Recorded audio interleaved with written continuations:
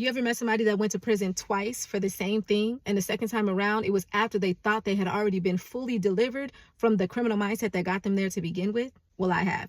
And his name is Sean Marshall. And I want to give you 5 lessons I learned from a recent documentary screening that I went to that was all about his life story. Number 1, deliverance requires persistence. During the screening, questions were asked from the audience, and one of them came from a teacher who was concerned, what could we have done as teachers, as mentors in little children's lives like you to prevent this type of situation? The thing about it is that Sean grew up with a pretty decent life, middle-class lifestyle. His mom was a hardworking woman who loved him. He was an only child. It didn't look like he was on the trajectory to end up in prison. And so his response to the question was, I don't think there's one thing that could have been done to prevent this from happening, but I do think that persistence could have helped. A lot of times in our society, we drip on people. We give a word of encouragement. We do what we think is doing the best that we can do. But imagine if more of us, when we poured into someone, we stood there and we just let that container just keep on going, and we did whatever it is that we could do, and we see them heading down the wrong path and we pull them back. I'm not saying that it's easy, but this is coming from someone like Sean and someone like me who had to have somebody dedicated in my life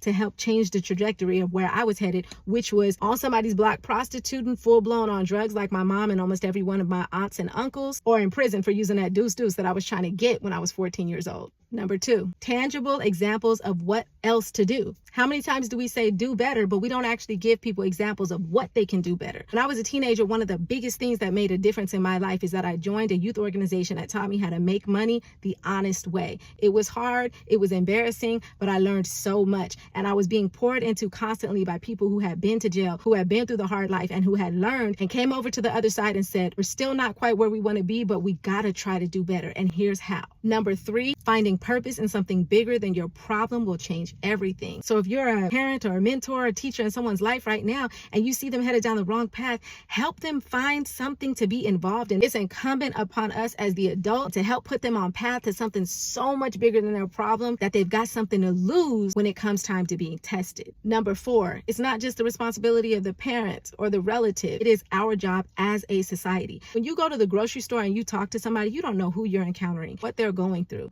That's why it is so important, especially as children of God, for us to show up and show love and kindness every single place that we go. Number 5, focusing on the past will likely land you right back there. It's one thing to be able to learn from the mistakes we made before, but ruminating on things that happened before to the extent that they are now taking us over emotionally, making it difficult for us to believe higher, making it difficult for us to ask for the help we need, show up differently than we showed up before. It's not the most effective way of getting ahead. No, if we want to get ahead, then we have to focus on what's ahead. Shout out to Sean Marshall because today is his birthday.